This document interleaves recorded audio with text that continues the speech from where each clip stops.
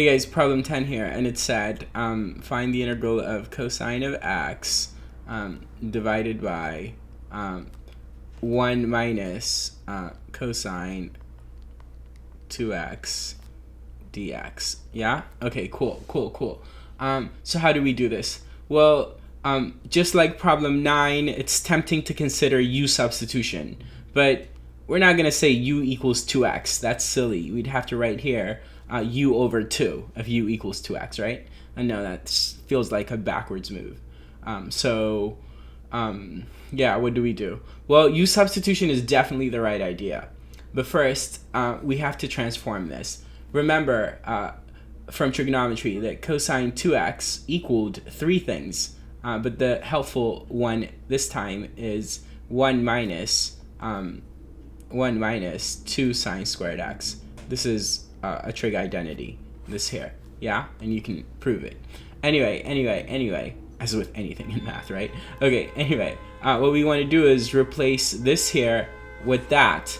Why would we want to do that? Because, well, as soon as we introduce the sine squared, we have a sine. And if we let u equal sine x, then du will equal cosine x dx. So that's why we want that. So we say that this is equal to, and then cosine x dx divided by, and it's 1 minus, and cosine 2x right there is this here, right? 1 minus 2 sine squared x. So we replace the cosine 2x with 1 minus 2 sine squared x. Yeah? Okay, cool. And now we can do a little bit of arithmetic in the denominator.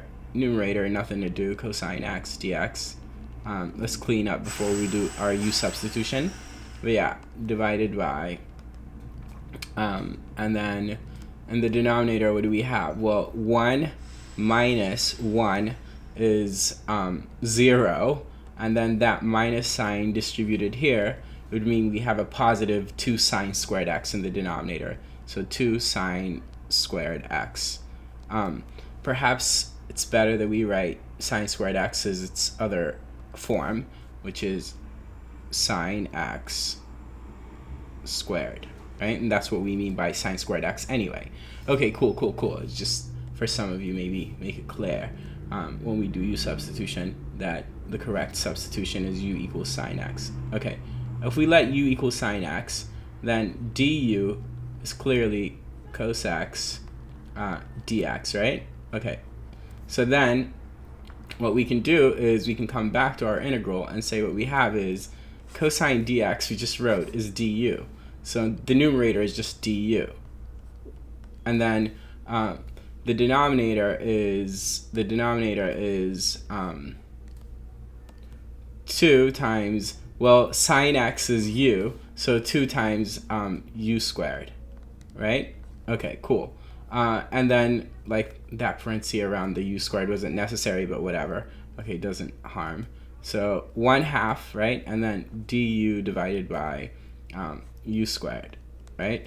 And we want to use the power rule for anti-differentiation, right? All right, so we want to say 1/2.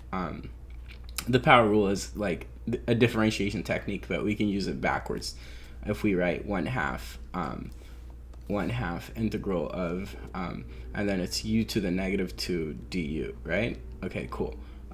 And I wanted to fix the negative and then I made a mess, y'all, sorry.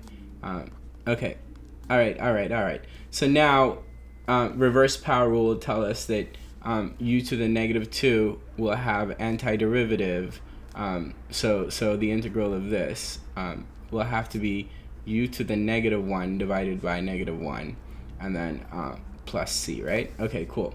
So we'll worry about the plus c at the end, but what we have is 1/2 times, and then it's notice that this is just negative 1 over u, so negative 1 over u, and then plus c, right? Okay, cool. Now we got to go back from u to sine x, but yeah, we've got negative 1/2, and then I included the negative with the 1/2, and then I can write 1 over sine x and then plus c, right? But we recall that 1 over sine x is cosecant x. So what we have is negative 1/2 and then cosec x plus c. Yeah? Okay, cool. This is it. Keep watching.